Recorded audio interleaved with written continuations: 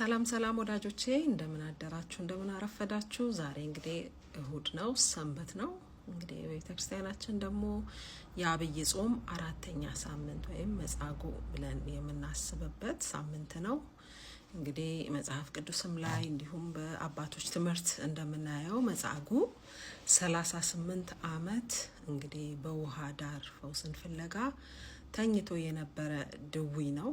እንግዲህ ያው የመዳኑ ቀን እስከሚደርስ ድረስ ለ38 ዓመታት አልጋ ላይ ተኝቶ ወይም ካልጋ ጋር ተጣብቆ የኖረ አንድ ታማሚ ወይም ህመምተኛ ነው።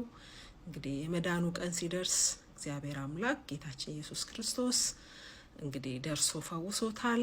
38 ዓመት እንግዲህ መጠመቂያ አጠገብ ነው። እንግዲህ መጽሐፍ ቅዱስ እንደሚነግረን በቤተ ሳይዳ መጠመቂያ አጠገብ ነበር 38 ዓመት ተኝቶ የነበረው። ቤተሰብ ያለው ዘመድ ያለው ወገን ያለው እየገባ ሲጠመቅ እሱን ግን ከዛች አልጋ ላይ አንስቶ የሚያስጠምቀው ሰው ስለሌለው ወይም ብቸኛ ስለነበረ እንግዲህ የመዳኑን ቀን ዝም ብሎ ሰዎች ሲፈወሱ እሱ ግን ተኝቶ ያይ ነበረ እና እግዚአብሔር ሁሌም ለብቸኞች፣ ለተገፉ፣ ሰው ለሌላቸው፣ ወገን ለሌላቸው ሰዎች ድንገት ይደርስና ያድናል፣ ይታደጋል። እና እንግዲህ መጻጉዕም ይሄ የፈውስ ወራት ደርሶለት እንደተፈወሰ የምናይበት የመጽሐፍ ቅዱስ ክፍል ነው። ዛሬም የተማርነው እንግዲህ በቤተክርስቲያናችን ከቅዳሴያችን በኋላ ስለ መጻጉዕ ታሪክ ነው። ከዛ በተረፈ ደግሞ እኔ ዛሬ እንግዲህ አንድ ልቤን የሚነካኝን የዳዊትን መዝሙር አነብላችኋለሁ። እጅግ በጣም የምወደው ክፍል ነው። መዝሙር 91 ነው። እንግዲህ ትዕግስት አድርጋችሁ ተከታተሉኝ።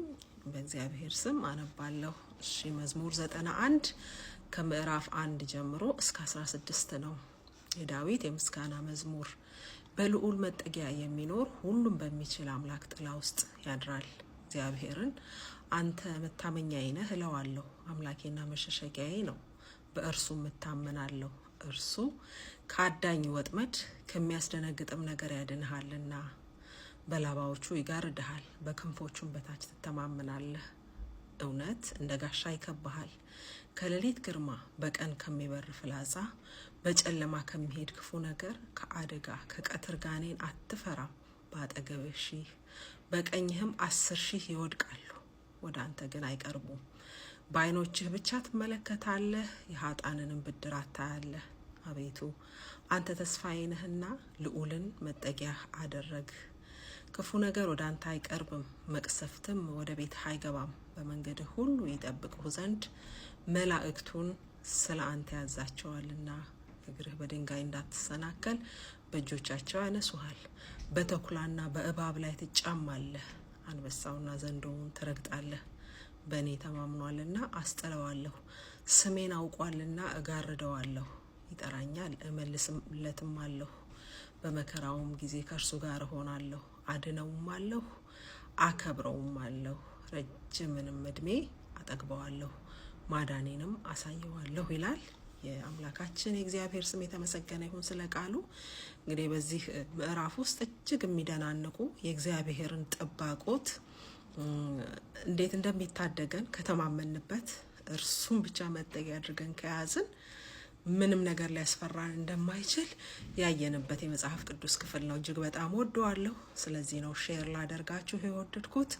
እንግዲህ እናንተም አንዳንድ በቻላችሁ በቀን አንድ የዳዊት መዝሙር መድገም፣ አባቶችም እንደሚሉት ከብዙ ነገር ያድነናል። ሁለተኛ የዳዊት ክፍል ራሱ ለልባችን የሚሰጠን ኃይል አለ። በእውነት ስንነሳ እናንብብ። በማንኛውም ሰዓት ሊሆን ይችላል። በእርግጥ የጸሎት ሰዓት መድበን የምንደግማቸው ጸሎቶች አሉ። እርሱ እንዳለ ሆኖ ግን እንግዲህ የተመቻቸ የጸሎት ሰዓት ከሌለን፣ ጊዜ ኖሮን ጸሎት ማድረግ የማንችልበት ሁኔታ እንኳን ቢፈጠር ሞባይላችን ላይ መጽሐፍ ቅዱስ ስላለ አንድ የዳዊት ምዕራፍ ትልቅ ኃይል አለው። እኔ ብዙ ጊዜ አየዋለሁኝ። ምክንያቱም አንዳንዴ መቼም ሰው ነንና ችግሮች ይገጥሙናል፣ የተለያየ ሀሳብ ሊገባን ይችላል። እኔ ኢሚዲየትሊ የማደርገው ምንድነው? የዳዊትን መዝሙር ነው ማነበው። አንድ ምዕራፍ ሳነብ ለጥያቄዎችም ሆኑ ላሳሰቡኝ ነገሮች እዛ ውስጥ መልስ አገኛለሁ። ከዛ መጽናናት ይሆናል ማለት ነው።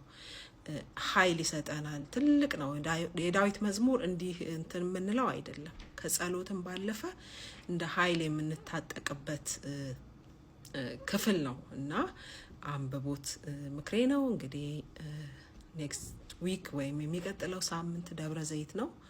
በሰላም ደግሞ ያድርሰን ለዛ። እንግዲህ የአምላካችን ጥባቆት የእናታችን ምልጃ በረከት አይለየን። ሰላም ዋሉልኝ።